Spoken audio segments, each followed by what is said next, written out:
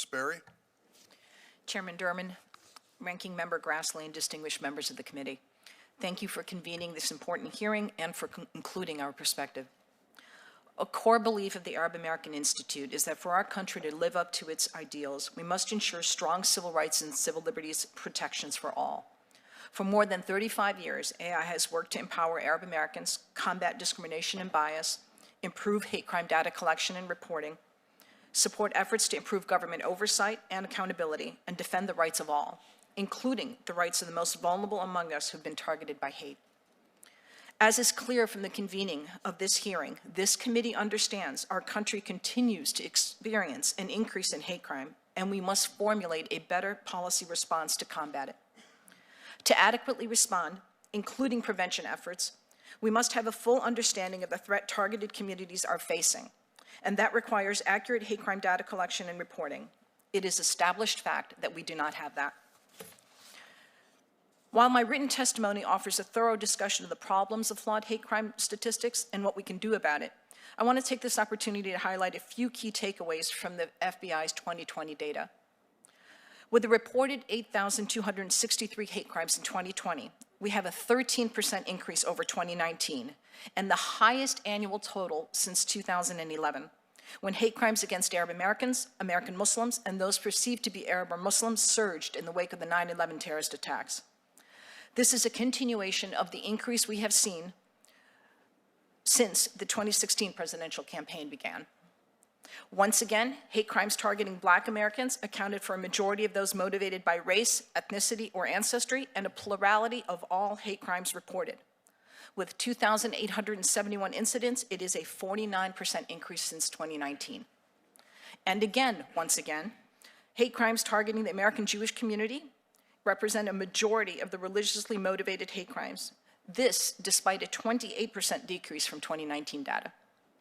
Hate crimes targeting Asian Americans and Pacific Islander communities increased significantly in 2020, with 279 anti-Asian hate crimes and 15 anti-Native Hawaiian or other Pacific Islander hate crimes reported. It represents a 64% increase over 2019 and the greatest number of anti-AAPI hate crimes reported in more than 2 decades. Finally, with 266 incidents, we saw a 34% increase reported hate crimes motivated by gender identity, the vast majority of those targeting the anti-transgender. Additionally, some of the deadliest hate crimes, including those that have targeted Black, Jewish, and Latino communities, have been perpetrated by white supremacists seemingly motivated by the threat of, quote, great replacement theory. As such, the National Hate Crime Reporting System is not the only federal data collection effort requiring increased congressional oversight.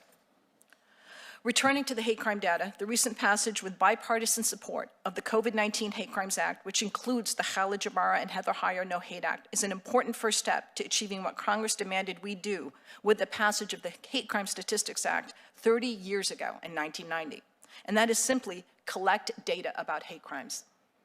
Jabara Heyer implements an innovative reporting framework to improve hate crime data and assist hate crime victims and their communities by promoting a community-centered approach. We're grateful to the leadership of Senators Blumenthal, Hirano, and Durbin for their support of Jabara Heyer. Its passage and now implementation serve as an important step to meaningful mandatory reporting. To get us there, however, Congress must impose conditions on existing sources of federal funding streams to jurisdictions, specifically tie their funds directly to their ability to fully participate in hate crime reporting, moving it from voluntary to mandatory. In short, there are 2 main challenges of hate crime reporting and data collection. The first is getting victims to report hate crimes, and second is ensuring that law enforcement report hate crimes that come to their attention. While I have focused on the latter, addressing the community barriers to reporting is also critical. According to estimates from the Bureau of Justice Statistics, approximately 56% of hate crime victimizations from 2010 to 2019 were not reported to police. To be sure, addressing both challenges will require transformation in policing practices and justice reform, comprehensive education and training, and reform of some state and local government hate crime laws and policies. Finally, given the subject matter of hate crime prevention and enforcement, I focused on statistics and the complicated technicalities of how they gather and a need for improving them.